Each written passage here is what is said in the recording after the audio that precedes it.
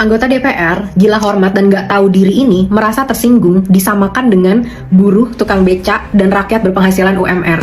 Udah gila perwakilan rakyat satu ini. Bayangkan, wakil rakyat yang seharusnya membela rakyat, justru marah kalau disamakan dengan rakyat jelata. Begitu tahu hal itu, Salsa Erwina langsung meledak di depan kamera. Dalam acara diskusi politik yang disiarkan langsung, ia tak bisa menahan emosi setelah mendengar ucapan mengejutkan dari salah satu anggota DPR. Semuanya bermula dari forum publik di salah satu stasiun televisi nasional. Dalam acara itu, seorang anggota DPR berkata lantang, "Kami ini wakil rakyat, bukan rakyat biasa. Ada level dan tanggung jawab yang berbeda."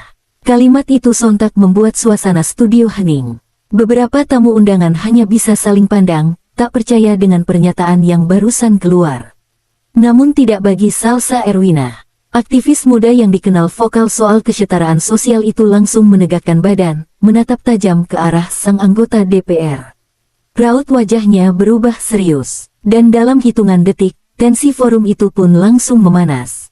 Dengan nada tinggi, Salsa Erwina langsung menatap tajam ke arah anggota DPR itu dan berkata lantang, "Kalau kalian wakil rakyat, ya berarti kalian bagian dari rakyat, bukan raja yang duduk di atas menara gading." Suasana studio yang awalnya tenang, mendadak berubah tegang.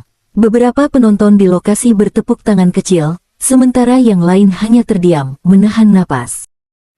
Anggota DPR, gila hormat dan gak tahu diri ini merasa tersinggung disamakan dengan buruh, tukang becak, dan rakyat berpenghasilan UMR.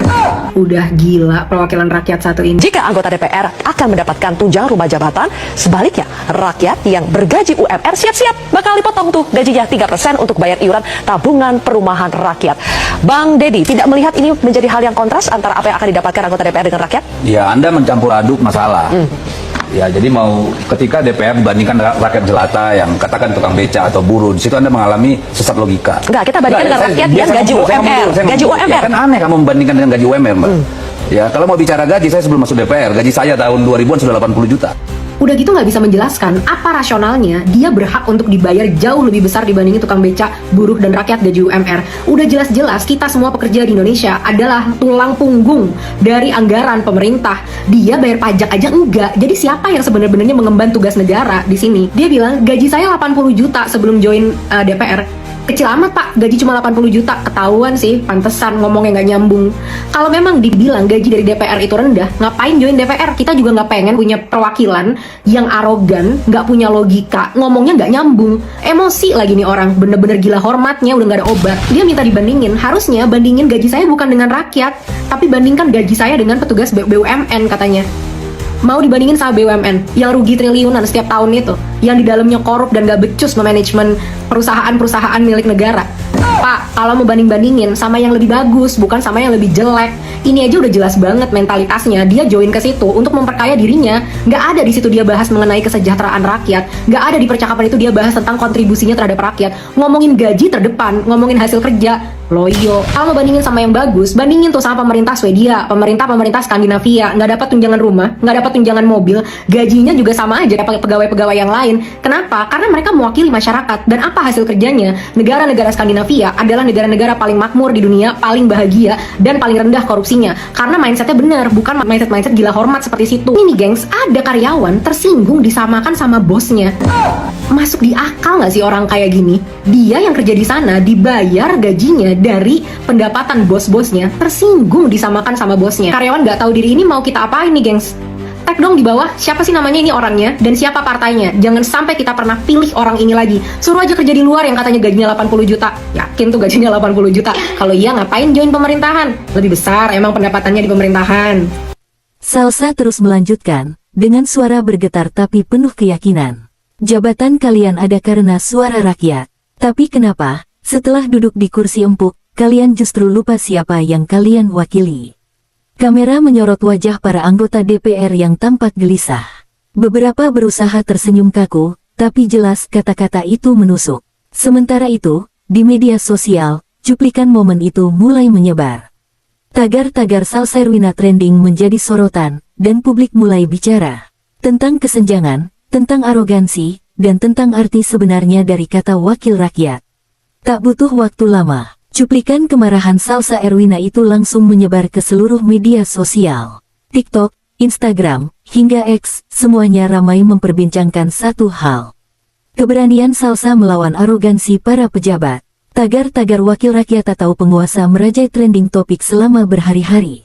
Netizen membanjiri kolom komentar dengan dukungan luar biasa. Ada yang menulis, akhirnya, ada yang berani bicara jujur di depan mereka. Dan yang lain menambahkan, suaranya mewakili jutaan rakyat kecil yang sudah lelah dibohongi janji-janji. Tapi, tidak semua setuju. Sebagian kalangan menilai Salsa terlalu emosional. Mereka bilang, kritik boleh, tapi harus sopan. Jangan menyerang di depan umum. Namun di balik perdebatan itu, satu hal jadi jelas.